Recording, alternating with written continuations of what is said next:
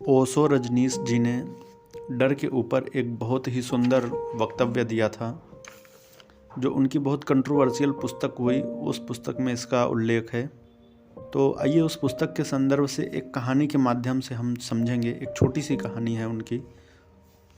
वे कहते हैं, सत्य को जानने के लिए चाहिए ताजगी, फ्रेशनेस, जैसे सुबह के फूल में होती है, जैसे सुबह की पहली किरण में होती है। और बूढ़े चित्त में सिर्फ सड़ गए, गिर गए फूलों की दुर्गंध होती है, और विदा हो गए किरणों के पीछे का अंधेरा होता है। जो आदमी अभय को उपलब्ध हो जाएगा वह ताज़ा जवान चित्त पा लेता है, और ताज़ा जवान चित्त फौरन परमात्मा को जान लेता है, सत्य को जान लेता है। आपने कभी देखा होगा, अंधेरी गली में कोई जाता है तो जोर से गीत गाने लगता है। यह समझ मत रखना कि कोई गीत गा रहा है अंदर से, सिर्फ गीत गाकर भुला रहा है अपने भय को। कोई सीटी बजाने में लगता है, ऐसा भी नहीं है कि उसे सीटी से बहुत प्रेम है, वह भी सीटी बजाकर भुला रहा है अपने भय को। हम हजार उपाय करते हैं हम भीतर के भय को भुलाने के लिए, लेकिन भीतर का भय है कि मिटता नहीं।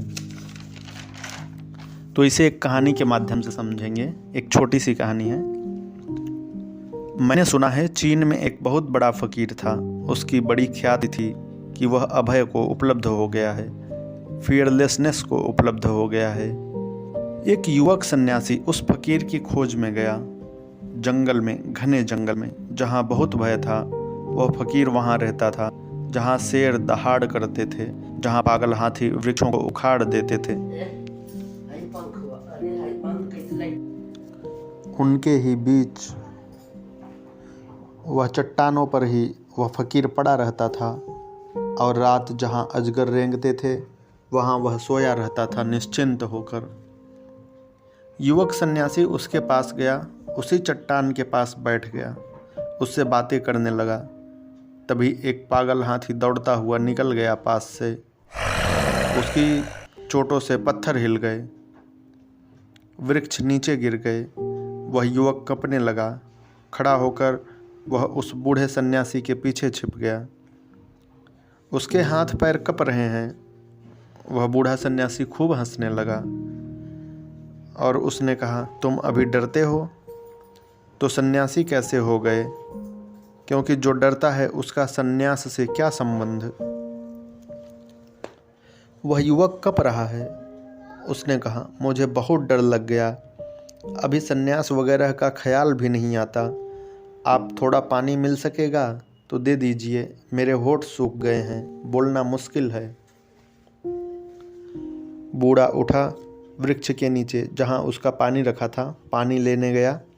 जब तक बूढ़ा लौटा, उस युवक सन्यासी ने एक पत्थर उठाकर उस चट्टान पर, जिस पर बूढ़ा बैठा था, बुद्ध का नाम लिख दिया, नमो बुद्धाय।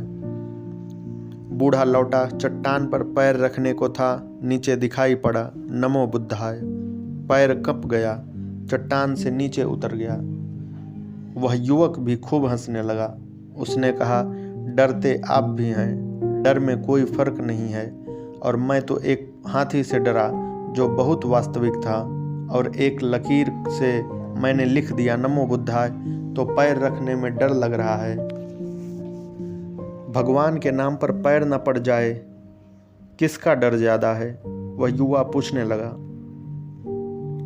उस युवक ने कहा, क्योंकि मैं खोजने आया था अभय। मैं पाता हूँ आप सिर्फ निर्भय हैं, अभय नहीं। भय को मजबूत कर लिया है भीतर, चारों तरफ घेरा बना लिया है अभय का। सिंह नहीं डराता, पागल हाथी नहीं डराता, अजगर निकल जाते हैं, सख्त हैं बहुत आप। लेकिन जिसके आधार पर सख्ती होगी वह आपका भय बना हुआ है।